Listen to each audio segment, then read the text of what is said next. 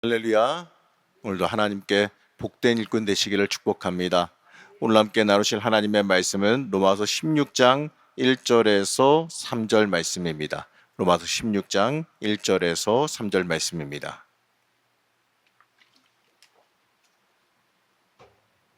함께 합독하시겠습니다.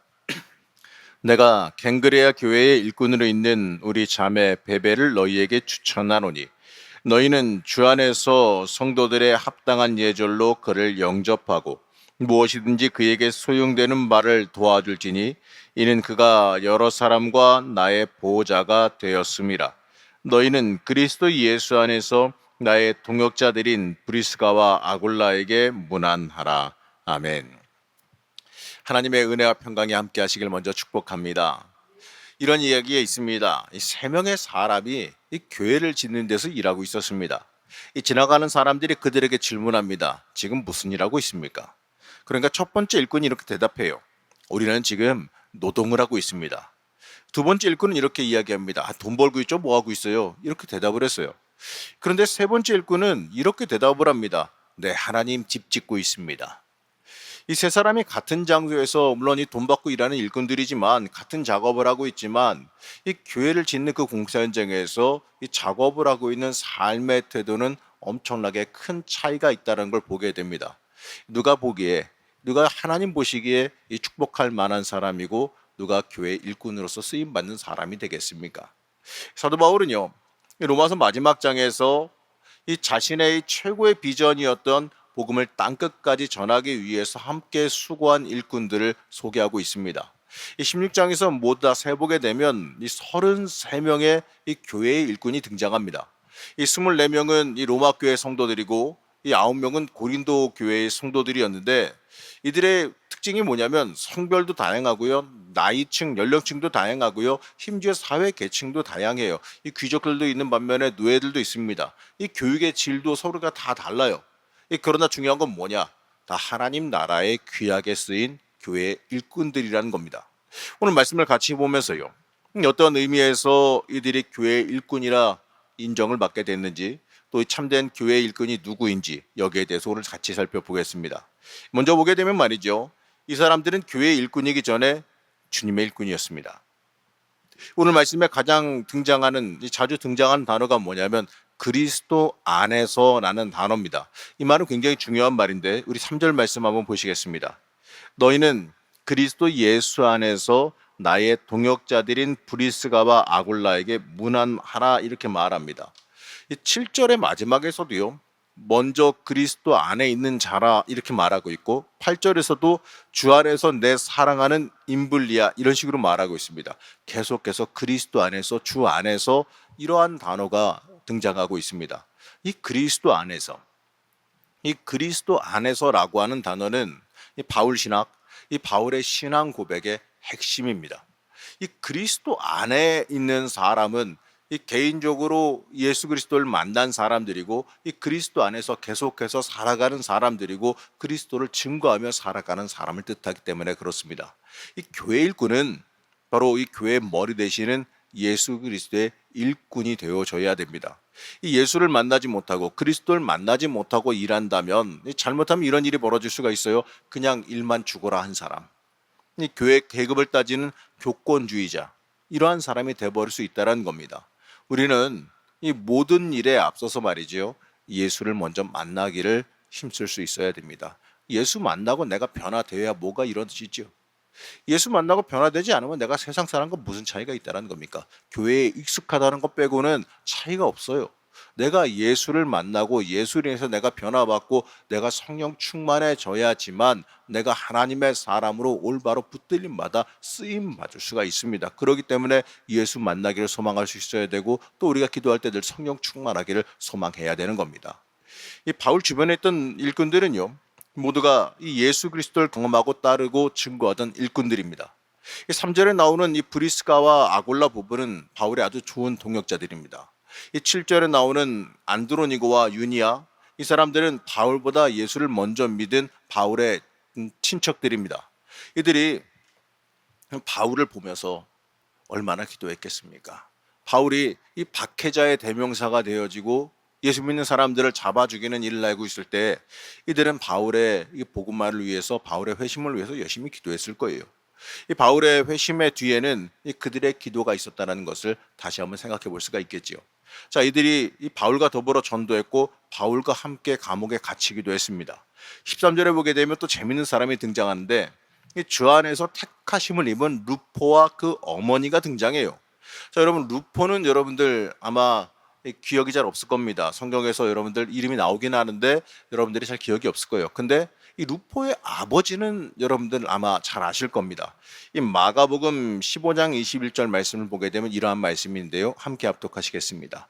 마침 알렉산더와 루포의 아버지인 구레네 사람 시몬이 시골로부터 와서 지나가는데 그들이 그를 억지로 같이 가게 하여 예수의 십자가를 지우고. 자, 이제 루포가 누군지 알겠죠? 루포의 아비인 구레네 사람 시몬이 이렇게 말합니다. 바로 예수님을 대신해서 십자가를 짊어지고 골고다 언덕을 올랐던 이 구레네 사람, 이 구레네 시몬의 아들이에요. 이 구레네 시몬은 이 자신의 아들과 아내와 함께 예수를 영접했고 이 바울의 전도 사역에 많은 도움을 주고 또 초대교회에 많은 역할을 했던 걸 우리가 역사를 통해 알 수 있습니다.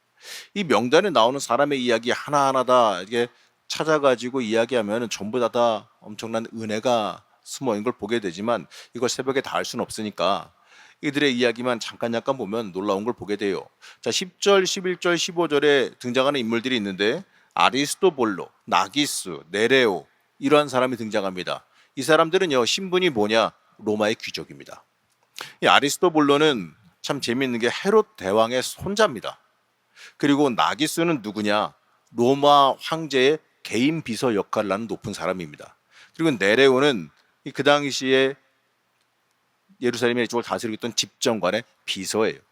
자, 이 중에 네레오는 또 아주 특이한 이력을 가지고 있는데 황제 시절에 이 기독교인들에게 화제의 책임을 뒤집어 씌운 그 책임자의 아들이에요. 그가 예수를 믿고 복음을 전하게 된 거란 겁니다. 놀라운 일 아니겠습니까? 어떻게 보게 되면 그 민족을 박해하게 만들었던 믿는 사람들, 예수 그리스도를 믿는 사람들을 박해하게 만들었던 그 원흉의 아들이라는 거예요. 그가 오히려 복음을 전하는 자가 되어졌다는 겁니다. 이들은 한결같이요, 우리보다 더 믿기 어려운 그 상황 속에서도 예수 그리스도 안에서 살아가며 그리스도를 증거하는 귀한 역할을 감당했습니다. 바로 그들이 예수님을 참되게 만났기 때문에 그래요. 그래서 세상 권세, 권력, 어떻게 보게 되면은 굉장히 많은 걸 누릴 수 있는 사람들이었음에도 불구하고 그걸 다 내려놓고 복음 따라간 겁니다. 그리고 이게 일꾼들은 이 주님의 일을 하는 사람들을 돕는 역할도 자처했어요. 서로 쓰임 받는 사역자면서 서로 돕는 동역자의 역할도 함께 했습니다. 1절에 나오는 그 베베, 이 베베는 바울로부터 편지를 전해달라는 부탁을 받았습니다. 이 바로 우리가 오늘 함께 보고 있는 이 로마서는 이 겐그리아에서 고린도를 거쳐서 로마까지 전하기 위해 달려온 거예요. 이 바울은 이 자매를 일꾼이라고 추천하면서 편지를 씁니다. 이 베베는 이 편지 전하는 일을 가볍게 생각하지 않고 그게 특권이고 하나님 주신 영광이라고 받아들여서 그 먼 곳에서부터 와서 이 로마서를 전하고 있어요. 이러한 사람들을 통해서요, 1세기에 하나님의 이 초대교회, 하나님의 위대한 교회 사역이, 하나님의 놀라운 복음의 사역이 펼쳐진 겁니다. 또 이 3절에서 4절에 걸쳐 나오는 이 브리스가와 아굴라를 한번 살펴보겠는데요. 4절 말씀입니다. 함께 보시겠습니다. 그들은 내 목숨을 위하여 자기들의 목까지도 내놓았나니 나뿐 아니라 이방인의 모든 교회도 그들에게 감사하느니라. 자, 이 사람들은 이 고린도 교회에서 굉장히 중요한 역할을 했어요. 자신의 집을 교회로 내어주고 교회로 개방함으로써 그곳에서 교회가 형성되게 만들었습니다. 이게 쉬운 일 아니죠. 이 헌신이 없으면 자신의 집을 개방해서 열어서 교회로 쓰게 만들지 못해요. 바울이 고린도에서 에베소로 가니까 따라가서 다시 자신의 집을 또 교회로 개방합니다. 이 에베소 교회에서도 중요한 역할을 하던 곳이 이들의 집이에요. 그리고 바울이 다시 로마로 가니까 그들이 먼저 로마로 가서 바울을 돕기 위해서 가서 준비하고 있어요. 자, 이들의 이 사랑의 동역이 바울과 함께 이 세계를 복음화하게 만든 큰 원동력이 되어졌다는 겁니다. 얼마나 이들이 귀하면 성경에서까지 이렇게 이름을 기록하면서 이들을 칭송하고 기억하고 있겠습니까? 또 22절에 보게 되면 더디오라고 하는 재미있는 사람이 등장하는데 함께 읽겠습니다.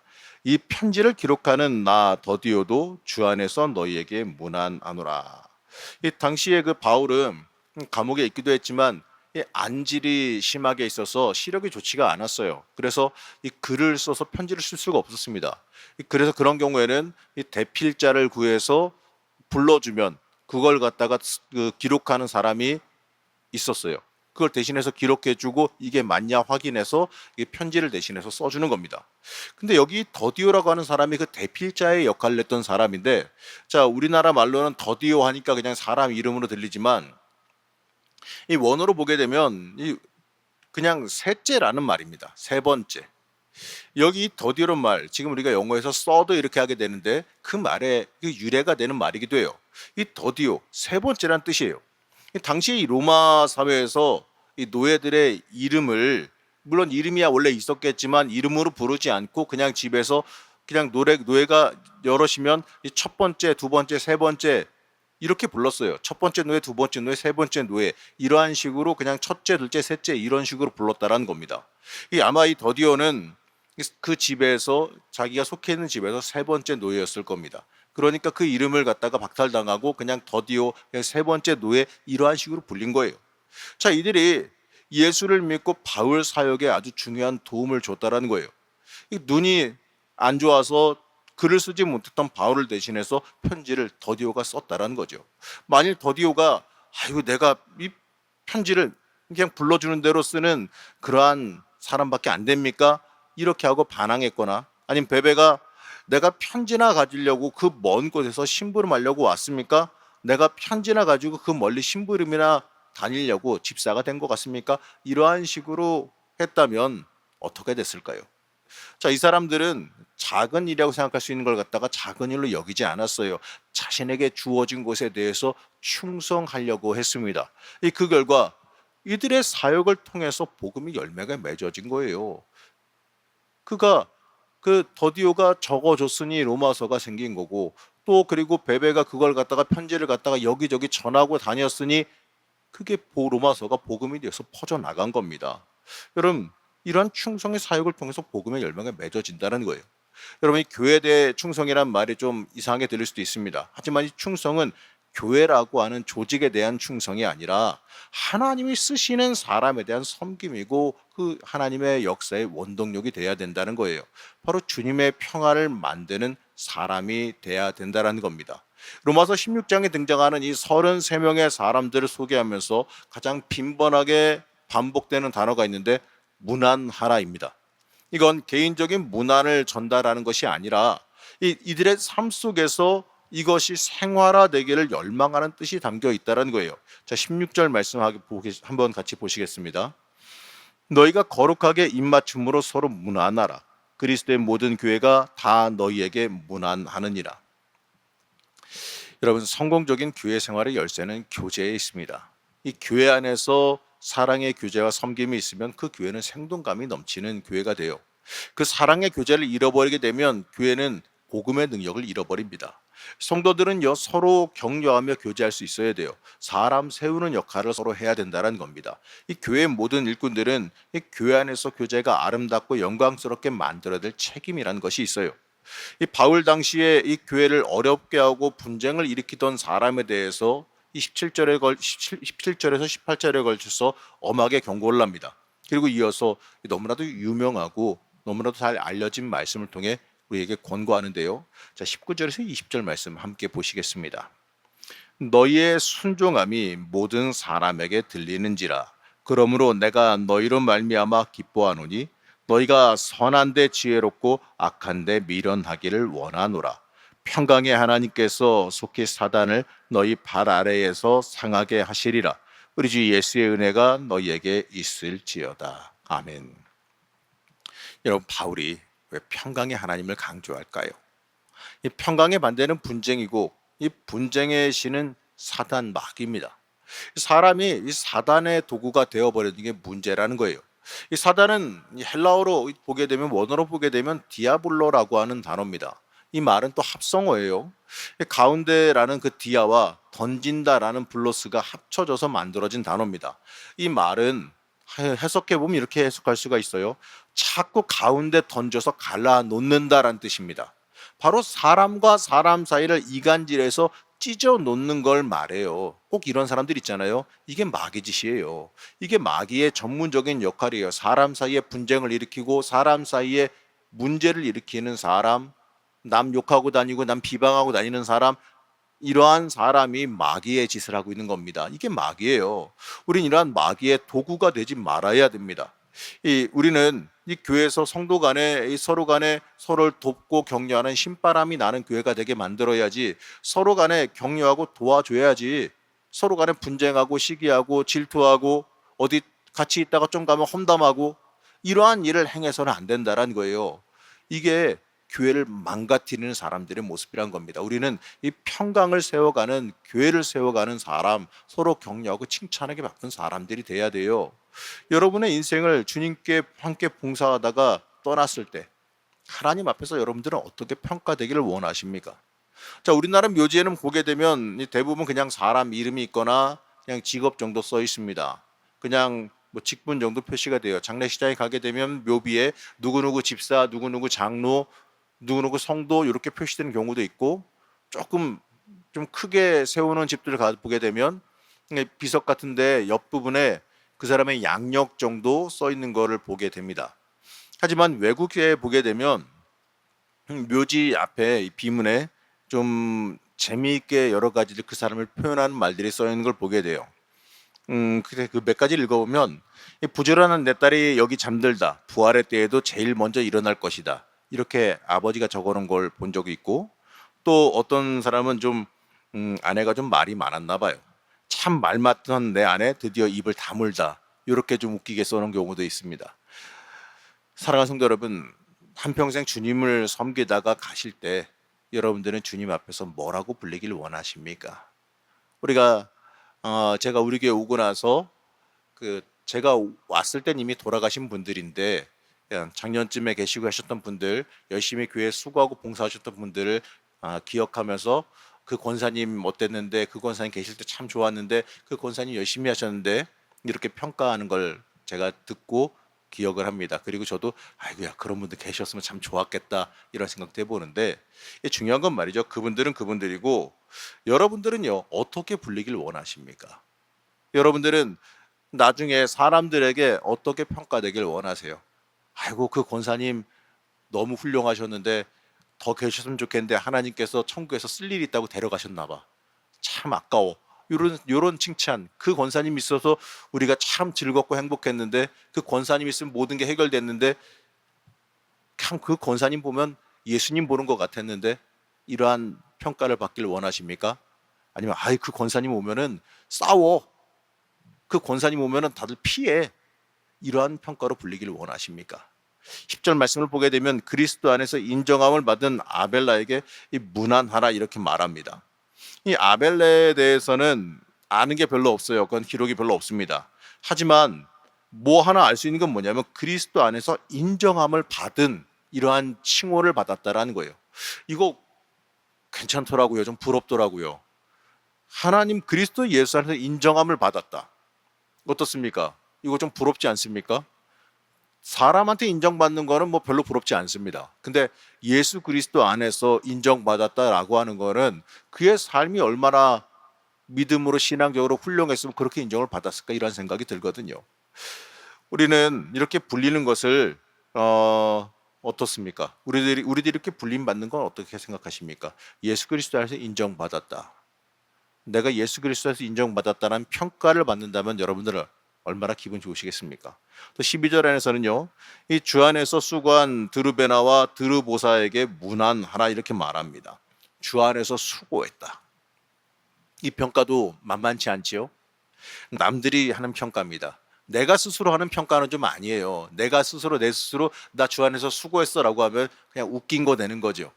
근데 남들이 저 사람 주 안에서 참 수고했어. 주님 안에서 참 훌륭했어. 주님께서 그래 너 내 안에서 수고했다. 이렇게 인정하신다면 얼마나 기쁠까요? 우리의 삶에서 이러한 평가가 내려지기를 여러분들 소망하시기 바랍니다. 오늘은 주일입니다. 오늘 이제 주일 예배 드리면서 이따가 예배 드리고 오실 텐데 예배 드리면서 예배 드리는 그 모습 가운데에서 주님께서 기뻐하시는 모습, 주님께서 즐거워하시는 모습으로 예배에 참여하시길 바랍니다. 오늘도 이 주 안에서 하나님께 인정받으시기를 축복합니다.